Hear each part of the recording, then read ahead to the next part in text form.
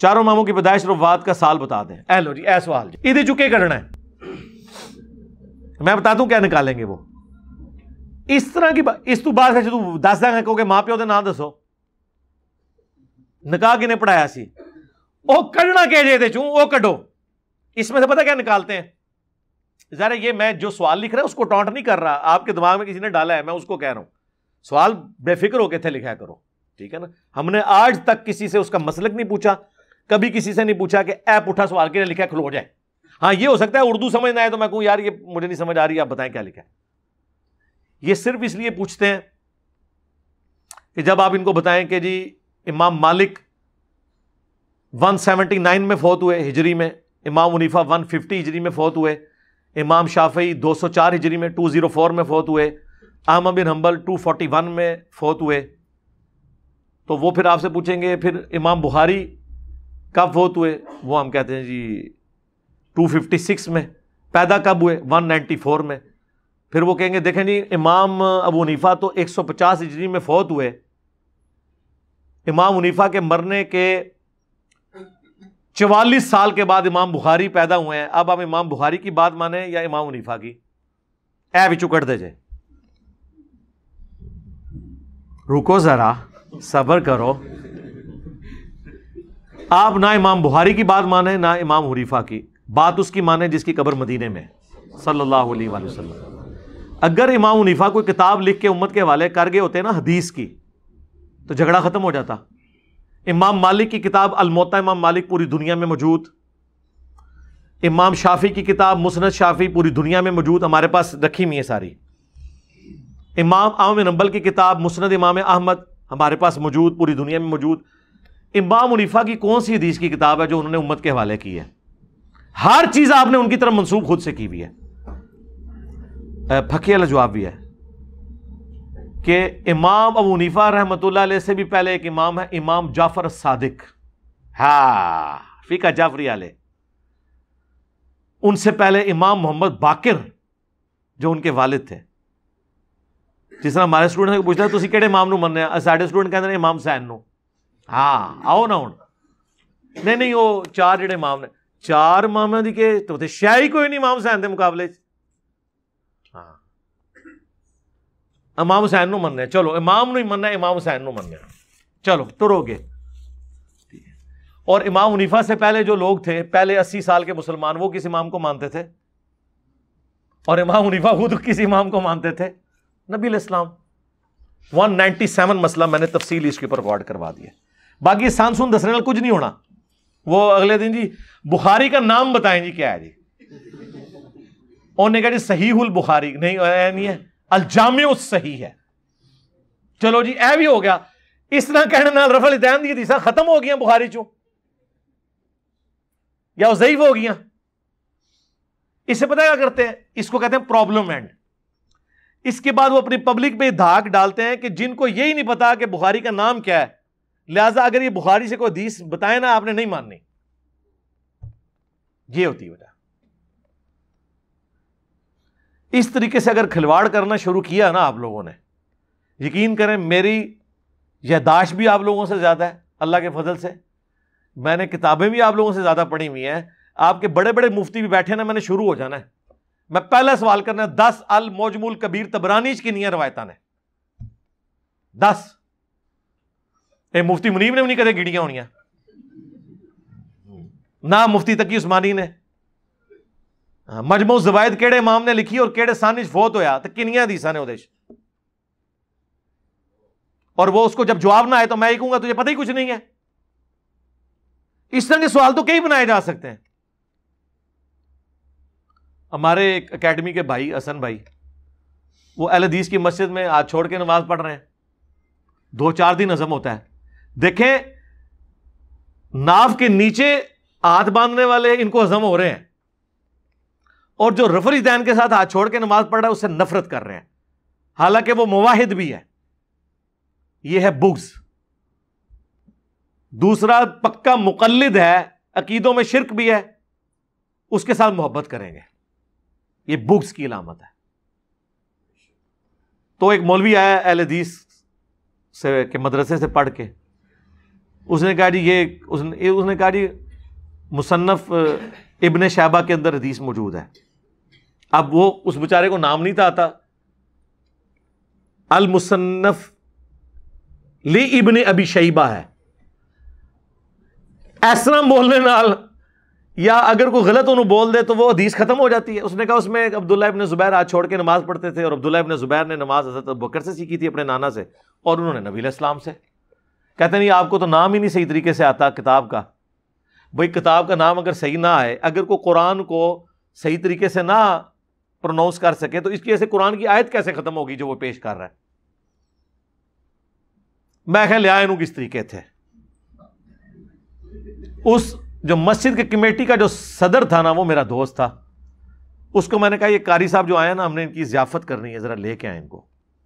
اس کو میں نے ساتھ بٹھا لیا,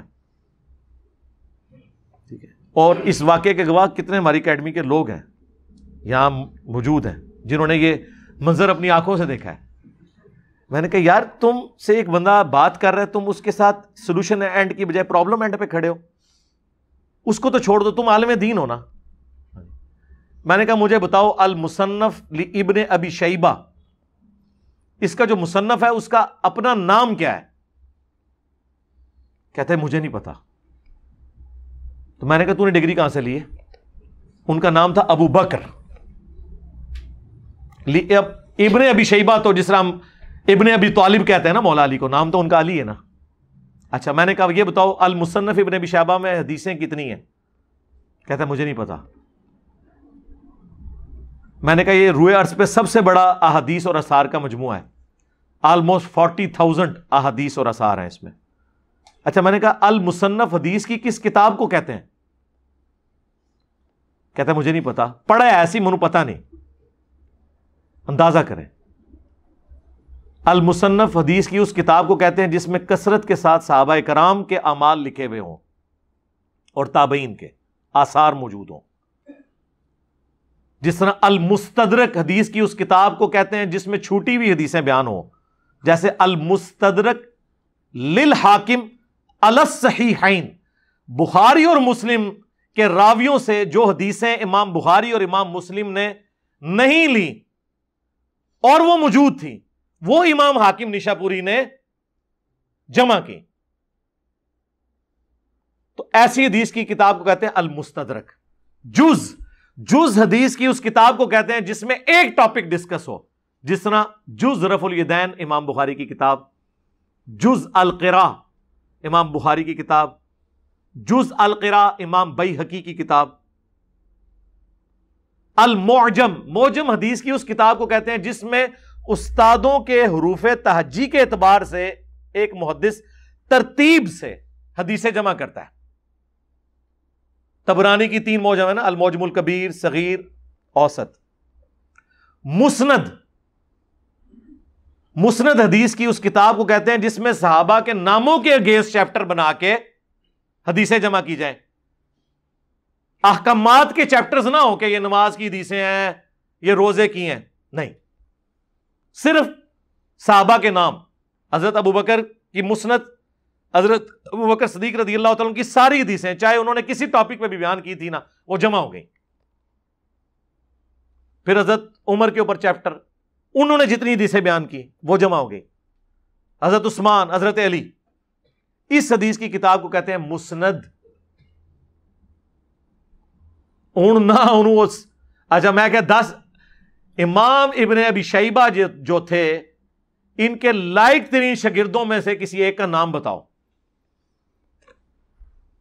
امام بخاری امام مسلم کے استاد ہیں, بھی نہیں سی انہوں پتا. میں نے کہا تمہارا علمی لیول یہ ہے اور تم سٹوڈنٹس کو اس طریقے سے تنگ کرتے ہو یار. خیر اس نے معذرت کر لی کہ جی مجھ سے غلطی ہوئی ہے. یہ صرف اپنا علمی روب جھاڑنے کے لیے اس طرح کی باتیں کرتا ہے. یہ جو آپ کو بھی کہتے ہیں نا, آج ہی ہمارے مفتی صاحب کے ساتھ مناظرہ کر لیں, ہمارے مولانا صاحب کے میں آپ کو وہاں جمعہ پڑھیں گے نا, آپ کی میں بات کراؤں گا, اور بات اے کر دے گے. پہلے تو وہ ایک مسئلہ ہوتا تھا نا, اگر بیچارے کسی نے داڑھی نہیں رکھی نا تو اس کو کہتا ہے تو داڑھی نہیں رکھی. بھائی داڑھی کسی نے رکھی بھی ہے نہیں رکھی, اس کا دین کے مسئلے کے ساتھ کیا تعلق ہے؟ آج کل ایک نیا اعتراض مارکیٹ میں آیا ہے. ہمارے ایک لائیو سٹوری میں ایک بھائی نے کہا ہے میں نے وہ 3 طلاق کا مسئلہ ڈسکس ہوا, کہنا تیرا تو بیاہ ہی نہیں ہوا, تو یہ مسئلہ کیوں پوچھ رہے ہیں. وہ اختلاف ڈسکس کرنے گیا کہ 3 طلاقیں اکٹھی ہوتی ہیں نہیں ہوتی ہیں, ایک نوی شے میں کہ یار دیکھو کتنے کتنے انہوں نے کوئی خیال کرنا ہے. حالانکہ طلاق کے مسائل شادی سے پہلے ہی سیکھنے ہوں گے, بعد میں سیکھنے کا تو فائدہ نہیں, کیونکہ یہ دے کے تو فتوے لے رہے ہوتے ہیں آ کے. اور یہ منڈا ذرا غصے ہی سی, بس سمجھ نہیں لگی انہوں. یہی منڈے نو پہلے پتا ہوئے بھئی نکاح طلاق کے مسائل شادی سے پہلے پتا ہونے چاہیے, تب فائدہ ہے. ایسے ایسے اعتراضات کہ بندہ حیران رہ جاتا ہے کہ یار یہ شیطان بھی کہتا ہوگا کہ ٹھیک ہے میں بھی چھٹیاں تے ٹور جانا ہوا. ہاں انہوں نے ایسی کوئی سیٹ میری سنبھال لی ہے نا, چھوڑ دو. اگر کوئی غیر مسلم اسلام قبول کرے تو وہ کون سے فرقے کا ترجمہ پڑھے, جس کا مرضی پڑھ لے میرے بھائی, کمپیئر کر لے. یہ نہیں ہو سکتا کہ ہم آپ کو اسپیسیفائی کر لیں ورنہ کہیں گے دوسرا. ایک ہی ہے ترجمہ, الفاظ کے چناؤ کا فرق ہے. قرآن کے 8 تراجم, اس کے اوپر میری ویڈیو ریکارڈڈ ہے, وہ آپ دیکھ لیں. الفاظ کے چناؤ کا فرق ہو سکتا ہے. میں قرآن کا ایک صفحہ اگر 10 صحابہ کو دوں نا جنہیں اردو آتی ہو, وہ بھی 100% ایک جیسا ترجمہ نہیں کر سکتے. مفہوم ایک ہی ہوگا. اللہ کے نام سے شروع اللہ کے نام سے شروع کرتا ہوں, اللہ کے نام سے, اللہ کے نام سے شروع کرتا ہوں. 4 میں نے جملے بول دیے بسم اللہ میں. کسی نے شیطان کے نام سے شروع کیا, وہ ادھر جی بڑھیا ہے. دیکھو جی اعلیٰ حضرت نے ترجمہ کیا ہے اللہ کے نام سے شروع, اور اشرف تھانوی نے کیا ہے شروع کرتا ہوں اللہ کے نام سے. انہیں تو شروع کیتا ہے, اعلیٰ حضرت نے اللہ تو شروع کیتا ہے. ادھی پھر میں پھکی دیتی سی کہ بسم اللہ میں بھی تو اللہ بعد میں آ رہا ہے. بسم اللہ میں اللہ پہلے ہے بعد میں, تو پھر بسم اللہ بھی اپنی بدل لو. اللہ الذی باسمہ ابدہ, اے بنے گی, اللہ ہے وہ جس کے نام سے میں ابتدا کرتا ہوں. اے تہاڈی بسم اللہ ہونی چاہیے. پھر ان معاملات کے اندر یہ لوگ نا الجھاتے ہیں. یہ پتہ کیوں کرتے ہیں, پچ کھو دیں تاکہ وہ بہت جی اختلاف ہے جی قرآن تے جناب حدیثاں بے شمار نے جی. او یار اگے بھی کڈ نا, مطلب میں ہوں نہیں سیکھنیاں, سیکھنے کے لیے آیا نا. قرآن ڈائریکٹ نہ پڑھو, اچھا جی ڈائریکٹ نہیں پڑھتے آپ پڑھا دیں, وہ بھی کوئی نہیں. آپ پڑھائیں گے بھی, آپ کو کہیں گے ترجمے میں یہ لکھا آپ یہ کیا کہہ رہے ہیں, وہ کہنے گے نہیں آپ ڈائریکٹ سمجھ نہیں سکتے بھئی تو انڈائریکٹ سمجھا دو. اور یہ ہمارے اوپر بھی جو الزام لگاتے ہیں نا کہ انجینئر صاحب, میں نے کوئی قرآن کا ترجمہ کسی کے حوالے نہیں کیا. میں نے ہمیشہ کہا ہے کہ بریلوی ہو بریلویوں کا ترجمہ پڑھو, حمزہ بریلوی کا, دیوبندی ہو اشرف تھانوی کا پڑھ لو, اہل حدیث ہو جونا گھڑی کا پڑھ لو, اہل تشیع ہو سید فرمان علی شاہ کا پڑھ لو, فرقوں سے ہٹ کے پڑھنا ہے مولانا مودودی کا پڑھ لو, فتح محمد جلندری کا پڑھو. صحیح میرے بھائی, ترجمہ جس کا مرضی آپ پڑھیں. میں نے اپنا کوئی ترجمہ آپ کے حوالے نہیں کیا, اور اس پہ جو میں نے ان کو پھکی دی ہوئی ہے نا وہ بہت بڑی ہے. کوئی دنیا کا بریلوی یہ دعویٰ کر سکتا ہے کہ میں احمد بریلوی سے بہترین ترجمہ کر سکتا ہوں قرآن کا؟ تو جب ہم احمد بریلوی کا قرآن کا ترجمہ پڑھتے ہیں نا تو ہم نے کسی گلی محلے کے مولوی سے پڑھنا ہی نہیں, کیوں تو ہم تو ڈائریکٹ اعلیٰ حضرت سے پڑھ رہے ہیں. کیونکہ اعلیٰ حضرت نے قرآن میری زبان میں کر دیا. جس طرح صحابہ کرام پڑھے لکھے نہیں تھے لیکن ان کی زبان میں قرآن تھا, انہیں سمجھ آ رہا تھا. ہم بے شک عربی نہ جانتے ہوں, ہم سے مراد جو نہیں جانتے, اگر ان کی زبان میں دنیا کا سب سے بڑا بریلوی عالم ترجمہ کر دے تو گویا وہ ویسے ہی ہے جیسے عمار بن یاسر کے سامنے عربی قرآن پڑھا جا رہا ہے, چاہے انہیں لکھنا پڑھنا نہیں آتا ہے کہ نہیں. اور دیوبندیوں کے ہم تو آپ کے علماء, ہم تو اشرف تھانوی صاحب سے ترجمہ ڈائریکٹ پڑھیں گے. احمد بریلوی صاحب نے ترجمہ کیا ہے ایاک نعبد و ایاک نستعین کا, پتہ کیا اتنا پیارا ترجمہ, اے اللہ ہم تیری ہی عبادت کریں, تجھی سے مدد چاہیں. ہائے ہائے ہائے, قیامت ہے اس کے اندر. باقیوں نے پتہ کیا ترجمہ کیا ہے, تیری ہی عبادت کرتے ہیں تجھی سے مدد مانگتے ہیں. یہ ترجمہ پرفیکٹ نہیں ہے کیونکہ یہ مضارع کا صیغہ ہے. پرفیکٹ ترجمہ یہ ہوگا اے اللہ ہم تیری ہی عبادت کرتے ہیں اور کریں گے, کیونکہ عربی زبان میں پریزنٹ ٹینس اور فیوچر ٹینس کے لیے ایک ہی صیغہ استعمال ہوتا ہے, اسے مضارع کا صیغہ کہتے ہیں, اور یہ مضارع کا صیغہ ہے. تیری ہی عبادت کرتے ہیں تیری ہی عبادت کریں گے. اب اس دونوں جملوں کو ایک جملے میں اعلیٰ حضرت نے کیا ترجمہ کیا, اے اللہ تیری ہی عبادت کریں, یعنی آج کریں تو تیری کریں, کل کریں تو تیری کریں, اور تیسری چیز کیا ایڈ کر دی؟ دعا بنا دیا اسے. اور سورہ فاتحہ ہے ہی دعا ہے، ایاک نعبد و ایاک نستعین. لیکن اب کتنا افسوس ہے، وہی اعلیٰ حضرت، ان سے پوچھا گیا کہ جی مصیبت اور پریشانی میں آپ کیا کرتے ہیں؟ وہ کہتے ہیں میں نے تو جب بھی پکارا یا غوث ہی کہا. ہائے ہائے ہائے. تے ترجمے یہ قرآن کہانی کرائی ہے سانو پھر. تو پھر ہم اعلیٰ حضرت سے بھی اختلاف کریں گے. علمی اختلاف تو کسی سے بھی ہو سکتا ہے کہ سر آپ نے قرآن کے ترجمے میں تو یہ لکھا کہ تیری ہی عبادت کریں تجھی سے مدد چاہیں، اب یا غوث العظم دستگیر کہاں سے آپ لے آئے؟ آپ تو اپنے ترجمے کے مطابق نہیں چل رہے. اور یہی وجہ ہے کتنے ہمارے اسٹوڈنٹس آپ لائف سٹوری میں دیکھیں 90% بریلوی ہیں، اپنا ہی ترجمہ پڑھتے ہیں، ریورٹ ہو جاتے ہیں. کیوں؟ قرآن میں طاقت ہے اللہ کے فضل سے.